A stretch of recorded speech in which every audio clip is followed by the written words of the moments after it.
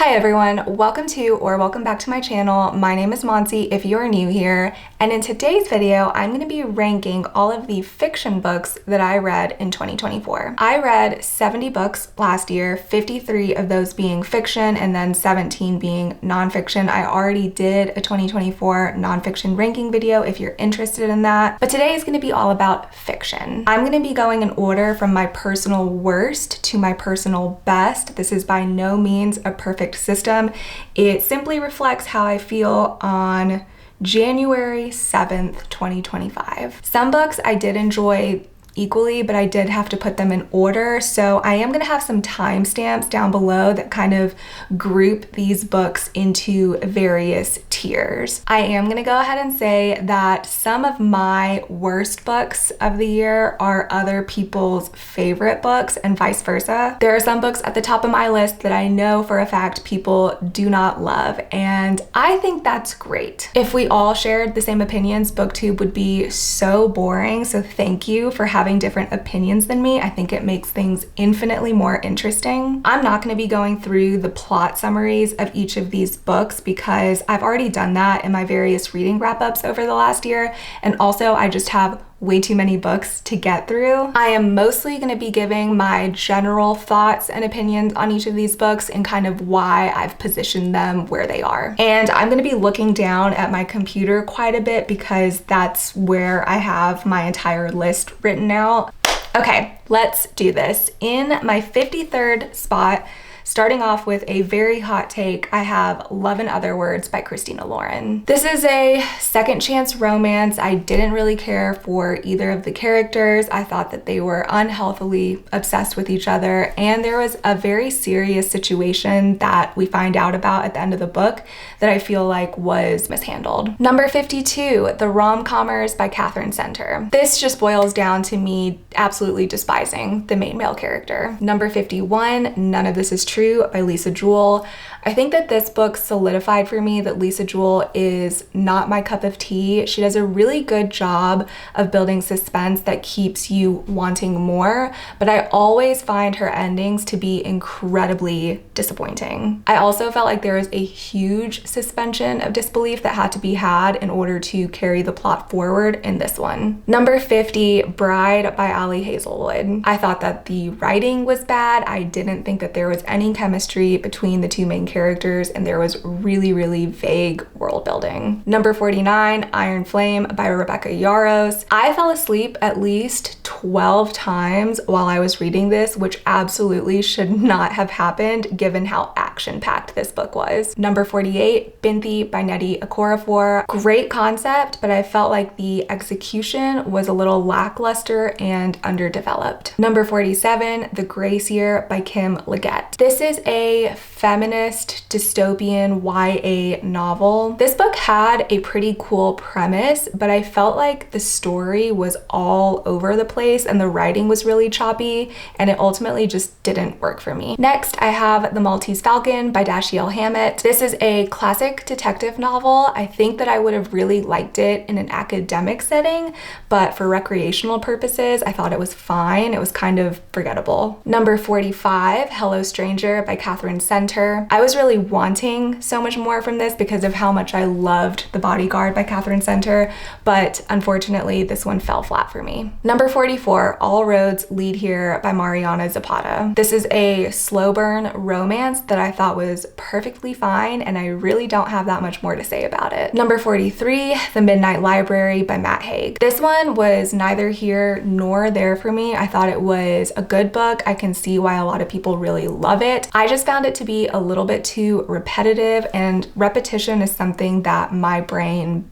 does not like. Number 42, The Last Mrs. Parrish by Liv Constantine. A very average thriller, really quick and easy to get through. I think that this would be a really good option for a plane ride or a vacation or something like that. Number 41, Open Water by Caleb Nelson. This is an objectively good book with important thematic messaging. However, the writing style was a little bit too over the top for me, and it kind of kept me from engaging with the actual story. Number 40, Kill for Me, Kill for You by Steve Kavanaugh. Another very mediocre thriller. I saw the big plot twist coming, so it detracted from my enjoyment of it, but I don't think that everyone would, and I can understand why a lot of people would really enjoy this one. Number 39 is The Women by Kristen Hanna. Kristen Hanna is one of my favorite authors, and this was my only anticipated 2024 release, and it was also my biggest letdown of 2024. I completely disagree with the 4.6 rating that it has on Goodreads right now. I think that this is my least favorite book of hers. It's not a bad book by any means, but it's just lacking that something special that I've come to expect with Kristen Hanna. I did a whole reading vlog on this book that you can go watch if you want more expanded thoughts. Number 38 is In My Dreams I Hold a Knife by Ashley Winstead. This is a mystery thriller, a classic whodunit type of story. This is one where you could map out all of the key players and kind of try to figure it out for yourself if you wanted to. So kind of fun in that sense. It didn't blow me away, but I definitely liked it. Number 37, Dark Matter by Blake Crouch. This is one of those books where I don't understand all the hype behind it. It's not a bad book, but I don't think that it deserves all the praise that it receives. It is very thrilling, and I did enjoy some of the turns that it took, but the ending just got really convoluted and repetitive, and for me, the science didn't add up. At number 36, I have Fourth Wing by Rebecca Yarros. I think that this was really entertaining. I definitely don't regret reading it. I had a lot of fun with it, particularly when the dragons entered the picture. But the writing is really bad, and there are parts that don't add up in the story. And I don't know, I just think that there are better fantasy books out there that don't get nearly as much hype. Number 35 is Anniebot by Sierra Greer. This one posed some very interesting questions, but it also felt like a story I had heard before. There were also times where it felt a little bit slow for me, but I still think that overall I had a good time with it. In my 34th spot, I have The Only One Left by Riley Sager. This was my first Riley Sager, and I don't think it will be my last. It was a very atmospheric thriller that held my interest. There was an onslaught of twists at the end of this book that all kind of felt like a reach to me, but I was more amused by it than annoyed by it. Number 33, I have You Again by Kate Goldbeck. I love this cover and I like this story. It didn't knock my socks off, but I would recommend. Number 32, I have Six of Crows by Leigh Bardugo. When I originally read this, I think I tricked myself into liking it more than I actually did because of how obsessed everyone else is with it, but really I thought it was fine, and I don't completely understand the obsession with it. Number 31, How to End a Love Story by Yulin Kwong. This had my favorite spy scenes of any book that I have ever read, and that's all I'm gonna say. Number 30 is Monday's Not Coming by Tiffany Jackson. This is a YA mystery thriller. I didn't really feel a lot of suspense or tension while reading this one, but I really did appreciate the social commentary that it made on the lack of care and attention to young Black girls when they go missing. At number 29, I have Say You'll Be Mine by Naina Kumar. This is a very cute Indian American romance. A lot of the aspects in this book felt really familiar to me, and I had a really good time with it. Number 28 is Kafka on the Shore by Haruki Murakami. It is so hard for me to explain my feelings on this book because it is so strange. It was really mesmerizing at times, but I also felt like there were parts where it really dragged. But overall, I liked it a lot. At number 27, I have The Death of Vivek Omoji by Akwaeke Emezi. This is an absolutely devastating read, as you can expect with the title. There's a lot in here about gender identity and acceptance and unspoken truths. I didn't cry outwardly like I think a lot of people do when they read this, but it hit really hard. At number 26, I have Crooked Kingdom by Leigh Bardugo. This is the second book in the Six of Crows duology. I liked it more than Six of Crows, but I still don't fully understand the hype, but I did think that it was good. At number 25, I have Magnolia Parks by Jessa Hastings. I really like this author's writing style, and I thought that the book was so much fun. There was so much drama, and I don't know, it like really fed the Gossip Girl lover in me. At number 24, I have Razorblade Tears by S.A. Cosby. This is the most graphic thriller that I read all year. There's a lot going on in this one, but it also had really good social commentary on racism, homophobia, and parenting. It was a little too gory for my taste, but I still really liked it. At number 23, I have The One by John Mars. This is a dystopian thriller, and it was a reread for me. It has really strong Black Mirror vibes if you're into that. The chapters are super short. There's also a cliffhanger at the end of each chapter, so it's really gripping. It's really quick and easy to read. It's very, very bingeable, and I would definitely recommend. At number 22, I have Yours Truly by Abby Jimenez. This is the second book in the Part of Your World trilogy. I don't know that I've ever felt as seen as I have in the description of one of the characters in this book, Jacob. There were quotes of his that could have been pulled directly from my brain and put on the page, and that felt really good. However, the plot really lost me in the second half of the book with my least favorite trope, miscommunication.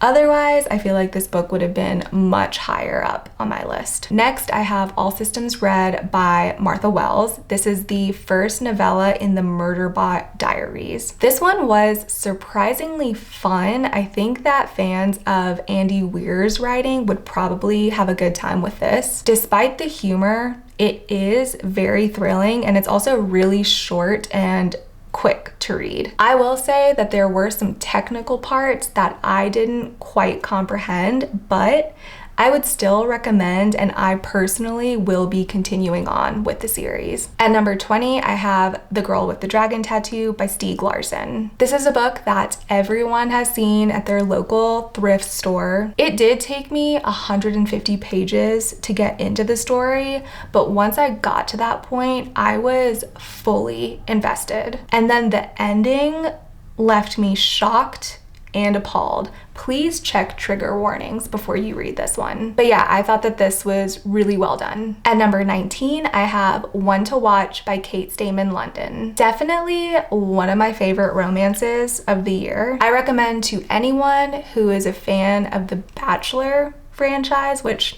I am. There is really good representation in here, and I think the best part of this book for me was that I didn't know who our female main character was going to end up with. At number 18, I have Before I Let Go by Kennedy Ryan. This is a second chance romance between a divorced couple. This was really good. I don't think that I've read this type of setup in a romance before. I think that it had really great insight into healing from past traumas. This one definitely gets pretty heavy, but I was really rooting hard for the couple to get back together, and that's when you know that it's a good romance, is when you really want them to get together. I really need to pick up the second book in this series. At number 17, I have Betty by Tiffany McDaniel. This is a historical fiction coming of age story about a half Cherokee girl. It is loosely based off of the author's mother's life. There is a lot of trauma in this one, but there's also a lot about love and connection to one's heritage and resiliency during difficult times. At number 16, I have No Exit by Taylor Adams. This is the fastest paced thriller that I think I've ever read. I was super engaged with this story. This, in my opinion, is the ultimate cure to a reading slump, so I would save this one for when you're in dire need of a pick-me-up. At number 15, I have Divine Rivals by Rebecca Ross. I devoured this in 2 days and had myself a fantastic time. There's war, there's budding love, there's letters being typed back and forth.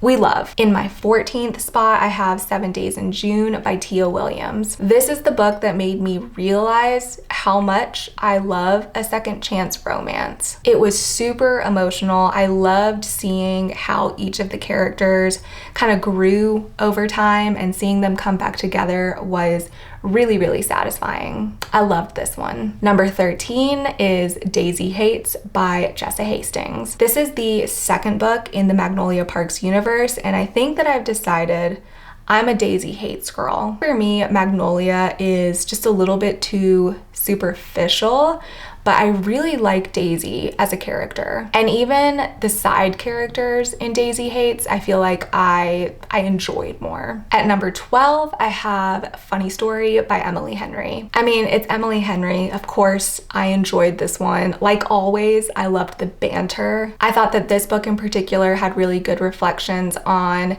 building community and friendships in your 30s. And you know, of course, there was like a really nice love story at the center of it all. In 11th place, I have Better Than the Movies by Lynn Painter. Super cute, very nostalgic. It really took me back to my high school crushing days. Kind of felt like I was watching my favorite rom-com for the millionth time. I thoroughly enjoyed my time with this one, and I really want to read the sequel that just came out. Okay, and now we have made it to my top 10. So in my 10th spot, I have A Man Called Ove by Fredrik Backman. I love Fredrik Backman's writing style.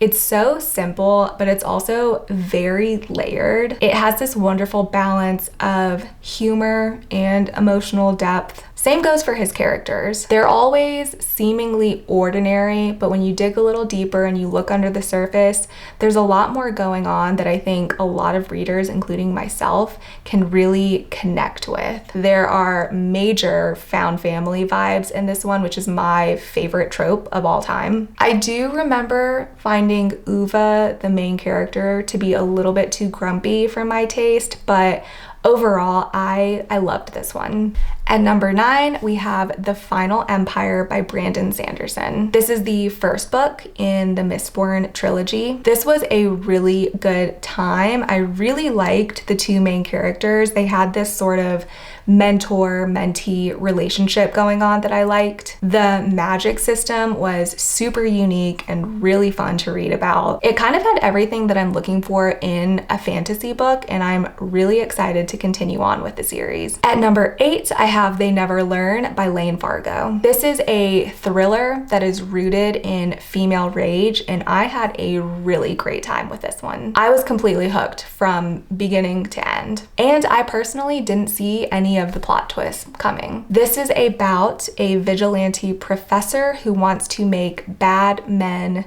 pay for their crimes. And that's all I'm gonna say. The light is quickly disappearing on me, so I'm going to be trying to rapid fire the rest of these. At number 7, I have Just for the Summer by Abby Jimenez. This is the third book in the Part of Your World trilogy, and this is the one where you really got to see the connection between all of the characters in all 3 of the books. And I really, really enjoyed that aspect of this. And the romance was really, really sweet. It had such a fun, goofy premise, and I loved this one. At number 6, I have A Psalm for the Wild Built by Becky Chambers. I don't normally gravitate towards cozy books, but this one, it really did it for me. It is super comforting, really wholesome, but also incredibly thought-provoking. It mostly surrounds the conversations between a monk and a robot. I can best describe this book as a warm embrace. I absolutely adored this book, and I am really, really excited to continue with the series. In my 5th spot, I have Part of Your World by Abby Jimenez. This is the first book in the Part of Your Your World series, and it is my favorite. I haven't mentioned this yet, but this entire series is written from a dual perspective, so you get the point of view of each of the characters in the relationship. And I have learned from reading these books that that is my preferred way to consume a romance. I think that it allows for a richer reading experience, getting to connect with each of the characters individually and hear about their vulnerabilities and their struggles in that relationship. Daniel was perfection to me. I really loved the small town vibes in this one. It was just a really great contemporary romance. In my fourth spot, I have a reread that just absolutely deserved to be in my top 5, and that is The Seven Husbands of Evelyn Hugo. When I first read this back in 2020, I couldn't put it down. I was aching to read it every time we were apart. My reread of this was pretty different because I remembered the entire story. So I was able to take my time with it and really appreciate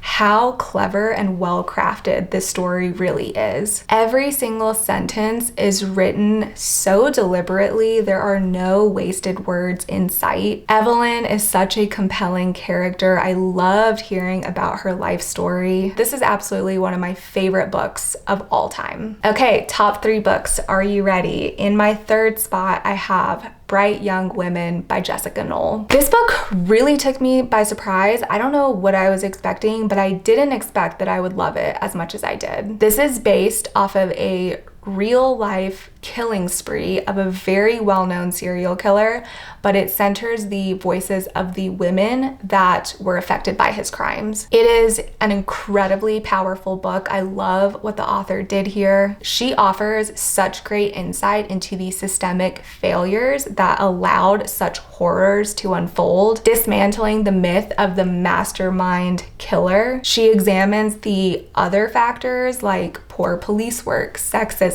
and terrible media reporting that enabled his crimes to persist. This is so well written. I was deeply invested in the lives of these women, these bright young women. I have thought about and talked about this book so much since I finished this, and I imagine that I will for years to come. In my second spot, I have Happy Place by Emily Henry. This is hands down my favorite Emily Henry book. This is one of those stories that feels like it was written just for me. My love for this book has pretty much nothing to do with the romance in this because, in my opinion, this is so much more than that. I deeply related to the main character, Harriet, the personal journey that she takes in this book. I have been on. The friend group in this book was everything. I really loved the discussions about how friendships evolve as you enter